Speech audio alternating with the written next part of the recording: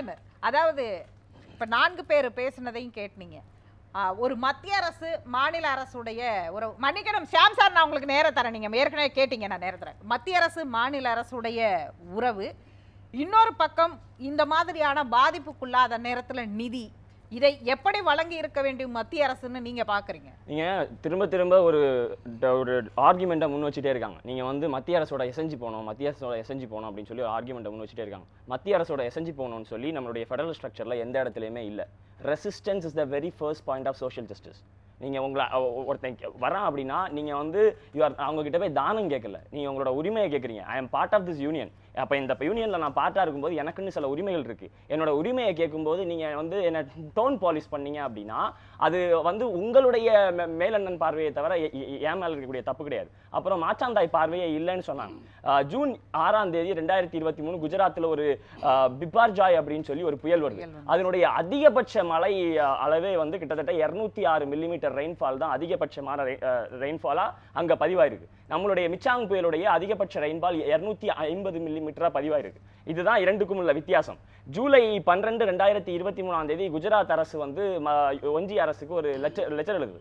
என்ன கேட்குறாங்கன்னா, எங்களுக்கு 706 கோடி தேவைன்னு சொல்லி கேட்குறாங்க. டிசம்பர் 12, 2023 ஒன்றிய உள்துறை அமைச்சகம் வந்து ஒரு ட்வீட் போடுது. என்ன சொல்றாங்கன்னா, அந்த ட்வீட்ல ரொம்ப தெளிவாக சொல்லியிருக்காங்க, மழை பெய்யுது, அங்கே மழை பெஞ்சு புயல் அடித்தோடனே பிரதமரே வந்து சீஃப் மினிஸ்டருக்கு கால் பண்ணி கேட்டு தெரிந்து கொண்டார் அங்கே உள்ள நிலைமைகள் எல்லாம்.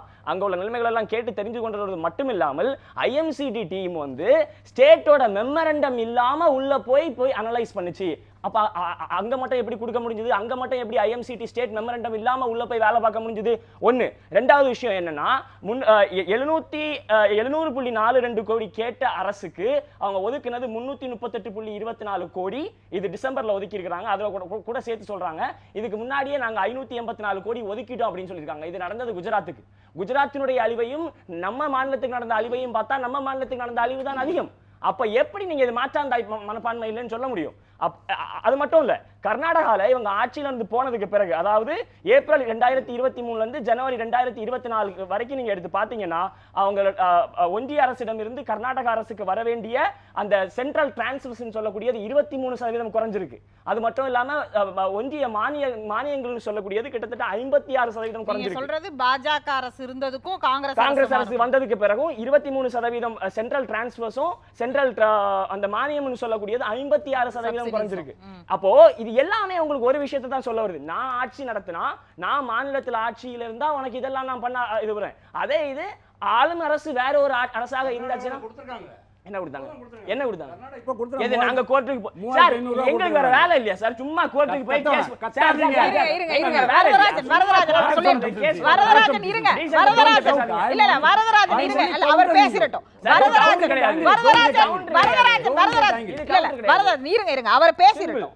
அதாவது அவர் பேசிரட்டும். நீங்க உங்களுக்கு நான் நேரம் தரேன். ஷாம் சார் கேட்டதுக்கு நான் நேரம் தரேன்னு தான் சொல்லி. என்னோட வேலை என்னன்னா, நான் வந்து as a part of a union என்னுடைய கோரிக்கையை நான் ஒன்றிய அரசுக்கு வைக்கிறேன். ஒன்றிய அரசோட வேலை என்ன? எனக்கு அதை கொடுக்கணுமா கொடுக்க முடியாது ஏன் கூட நெகோசியேஷன் நடத்துறது. நான் செப்டம்பர் 12ஆம் தேதி உனக்கு லெட்டர் எழுதிட்டேன், அக்டோபர் 10ஆம் தேதி மறுபடியும் லெட்டர் எழுதிட்டேன், நவம்பர் 15ஆம் தேதி மறுபடியும் லெட்டர் எழுதிட்டேன், மார்ச் 15ஆம் தேதி நீ ஐஎம்சிடி டீமை வச்சு அனலைஸ் பண்ணி ரிப்போர்ட்டை வெளியே விடுற, ஏப்ரல் 6ஆம் தேதி நிதியமைச்சர் என்ன சொல்றாங்க, அது நிறைய டிபார்ட்மெண்ட் வந்து பேப்பர் எல்லாம் பார்க்க வேண்டியிருக்கு, நிறைய டிபார்ட்மெண்ட் பேப்பர் வேலை பார்க்கறதுனால லேட் ஆகுது. அது ஒரு process தானே, ப்ரொசீஜர் தானே. அப்ப டிஜிட்டல் இந்தியான்னு ஏங்க மார்த்தட்றீங்க? அப்ப ஏன் டிஜிட்டல் இந்தியான்னு மார்த்தட்றீங்க? டிஜிட்டல் இந்தியாவே இருந்தாலும் இந்த புரோட்டோகால் ஃபாலோ பண்ணி தானே இருக்காங்க. அவருக்கு புரியுது. இன்னைக்கு 21வது நூற்றாண்டுல செப்டம்பர் 15 சார் செப்டம்பர் 15ஆம் தேதி நான் எழுதின லெட்டருக்கு ஏப்ரல் 6ஆம் தேதி வந்து மல்டிபிள் டிபார்ட்மெண்ட்ஸ் பேப்பர்ஸ் அனலைஸ் பண்ணனும் நீங்க என்கிட்ட சொல்றீங்க. அதுவும் உங்களுடைய அந்த அவ்வளவு திமிரோட நீங்க என்கிட்ட சொல்றீங்க அப்படினா அப்படிதான் பார்க்கணுமா? கண்டிப்பா அப்படிதான் பார்க்கணும். Just look at the tone. நீங்க கவுண்டர் கொடுத்துட்டே அவர் பக்கத்துல உட்கார்ந்து அவரை டிஸ்டர்ப் பண்ணிட்டே இருக்காங்க. அவர் பேசட்டும், நீங்க அப்புறம் பேசுங்க. Just look at the tone. அவங்க சொன்னக்கூடிய டோனை நீங்க பாருங்க. நீங்க அவ்வளவு அதீத விமர்சனமா பார்க்காதீங்க. அது விமர்சனம்ன்றதை விட ஏங்க நான் உங்ககிட்ட கேக்குறது என் உரிமைங்க. நான் உங்ககிட்ட பிச்சை கேட்கலங்க, நான் உங்ககிட்ட தானியம் கேட்கலங்க. நான் என் கேக்குறது என் உரிமைங்க. என் உரிமையை கொடுங்க. நான் உரிமையை கேட்கும்போது என்கிட்ட வந்து பேப்பர் பிரச்சனை இல்லைங்க, சாவ கிடக்குறேங்க, சாவுக்கு தண்ணி கொடுங்கன்னா நான் பேப்பர் ப்ராசஸ் பண்ணிட்டு இருக்கேன்னு சொல்றீங்க. ஏன் உரிமையை கேட்கிறேன் நான் உங்ககிட்ட இருந்து எந்த ஒரு இதுவும் நீங்க அவுட் ஆஃப் ப்ராசஸ் பண்ணி இந்த அமௌண்ட்டை இப்ப ஒதுக்கி இருக்காங்கன்னு நீங்க பார்க்கலையா அதை? இல்ல அப்படி ப்ராசஸ் பண்ணி ஒதுக்கி இருந்தா அட்டர்னி ஜெனரல் வந்து உச்சநீதிமன்றத்துல என்ன சொல்றாரு, திங்கக்கிழமை வரை பொறுத்திருங்க ஏதாவது பண்ணுவோம். நானா சொல்லலைங்க, அவர் சொன்ன வார்த்தையை அப்படியே கோட் பண்றேன், something will be done by Monday. இது அவர் அட்டர்னி ஜெனரல் சொல்ற வார்த்தை. அதனாலதான் எங்களுடைய கர்நாடகா முதலமைச்சர் வந்து என்ன சொல்லியிருக்காருன்னா உச்சநீதிமன்றத்துக்கு நன்றி சொல்லியிருக்காரு. ஒரு ஸ்டேட் கவர்மெண்ட்டுக்கு பல வேலைகள் இருக்குங்க, சும்மா கேஸ் போட்டுட்டு இருக்க முடியாதுங்க.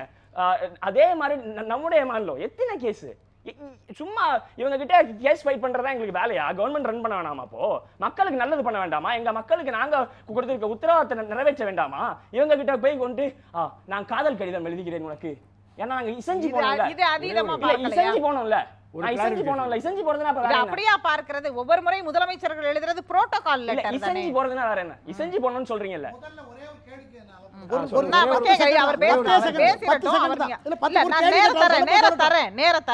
மூணு பேருக்கும் நேரம் தரேன். இருங்க சார் அவர் பேசட்டும். 4 பேர் பேசும்போது உட்கார்ந்துருந்தாருல. அப்போ சும்மா இசைஞ்சு போங்கன்னு என்கிட்டயே மட்டும் ஏன் சொல்றீங்க? நீங்க என்ன பண்ணிருக்கீங்க? அதே மாதிரி சார் கேட்டாரு, கர்நாடக அரசு என்ன பண்ணுச்சு, நீங்க என்ன பண்ணீங்கன்னு சொல்லி கேட்டாரு. 650 கோடிக்கு கிட்ட நாங்க செலவு பண்ணி 34 லட்சம் ஃபார்மர்ஸுக்கு 2000 ரூபாய் வச்சு கொடுத்துருக்கோம். அதாவது ஒருத்தர் அடிபட்டு சாக கிடக்குறாங்க, ஃபர்ஸ்ட் எய்டு தான் என்னால பண்ண முடியும். ஃபர்ஸ்ட் எய்ட் பண்ணிட்டு என்னுடைய உரிமையை நான் உங்ககிட்ட கேட்கறேன். எங்க ஒருத்தன் சாவ கிடக்குறான், அவனுக்கு காசை கொடு, நான் அவனுக்கு மருத்துவம் பார்க்கணும்னு. ஆனா நீங்க கொடுக்க மாட்டேங்கிறீங்க. அதுக்கப்புறம் இங்க என்ன பண்ணீங்க? நீங்க வந்து எதுவுமே பண்ணல. இங்க இது புயல் வந்தப்ப மழை வெள்ளம் பெஞ்சப்போ நம்ம தமிழ்நாட்டுல எதுவுமே நடக்கல. 6000 ரூபாய் கொடுத்தோம். அண்ணாமலை என்ன சொன்னார் தெரியுமா? 6000 ரூபாய் போதாது 10000 ரூபாய் கொடுங்கன்னு. அதுக்கு கொஞ்ச நாள் கழிச்சு குஷ்பு வந்து பிச்சை போடுற காசுல நீங்க வாழ்றீங்க, அதே தான் நிதியமைச்சர் சொல்றாங்க. அப்ப என்ன நினைச்சிட்டு இருக்காங்க இவங்க மக்களை? என்னன்னா இவங்களோட பெனவன்ஸ்ல வாழ்றோம் நினைச்சிட்டு இருக்காங்களா? இதெல்லாம் என்னோட உரிமைங்க. குமார் ஒன்றும் இல்லை, இது இவ்வளோ பிரச்சனை எதனால் வந்து தெரியுமா? நான் சொன்னேன்னா 5000 கோடி, அந்த 5000 கோடியை மராமத்து வேலையை ஒழுங்காக செய்யாததுனால இதுதான் அடிப்படை பிரச்சனை. அதுதான் பிரச்சனை. அதுதான் பிரச்சனை.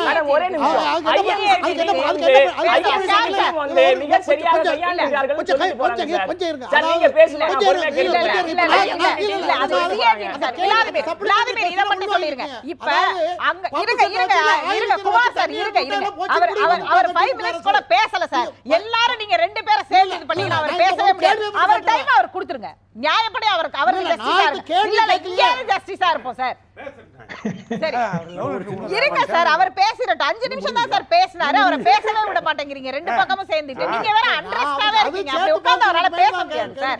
நீங்க ரிலாக்ஸா இருங்க. ஏன் இவ்வளவு அண்டர்ஸ்டா இருக்கீங்க? இப்ப என்ன பண்ணிருக்கணும் மத்திய அரசு? நீங்க இவ்வளவு கொதிக்கிறீங்க, என்ன பண்ணிருக்கணும் மத்திய அரசு? என்ன பண்ணிருக்கணும்னா, நான் வந்து முதல்ல ஒரு ரிக்வெஸ்ட் வைக்கிறேன். நீங்க என் கூட ஒரு நெகோசியேஷனுக்கு வந்துருக்கணும். இல்லங்க என்னால இவ்வளவு பண்ண முடியாதுங்க, எங்களுடைய கஜானால இவ்வளவு தாங்க இருக்கு, எங்க ஐஎம்சிடி டீம் இந்த ரிப்போர்ட் கொடுத்திருக்காங்க, நீங்க ரிப்போர்ட்டை வச்சு தான் சைட் பண்றீங்க, ரிப்போர்ட் வச்சு தான் சைட் பண்றீங்கன்னு சொல்றீங்க இல்லையா? அந்த ரிப்போர்ட்ல என்ன சொல்லிருக்குன்றதையாவது வெளியே சொல்லுங்க. இவ்வளவுதான் பாதிப்பு நடந்திருக்குன்னு எங்க ஐஎம்சிடி டீம் சொல்லுதுங்க, அதனால தாங்க நாங்க இவ்வளவு உங்களுக்கு அலோகேட் பண்ணிருக்கோம் அப்படிங்கறதையாவது வெளியே சொல்லுங்க. அதையும் சொல்ல மாட்டேன். நாங்க வந்து ரிப்போர்ட் பேஸ் பண்ணி பண்றோம், ரிப்போர்ட் பேஸ் பண்ணி எந்த ரிப்போர்ட் யார் எதை அனலைஸ் பண்ணது? அதே ஐஎம்சிடி டீம் தானே இவங்க கேட்டாங்கல்ல, நீங்க 5000 கோடி கொடுத்தோம், 5000 கோடி கொடுத்ததுல நீங்க சரி பண்ணலன்னு. அதே ஐஎம்சிடி டீம் தானே சொல்லிச்சு இங்க வந்து இந்த அரசு சிறப்பாக கையாண்டிருக்கிறது இந்த மழை வெள்ளத்தை 2015 கூட கம்பேர் பண்ணும்போதுன்னு. அவங்க எப்படி சொன்னாங்க? அப்போ மேன்மேட் டிசாஸ்டராக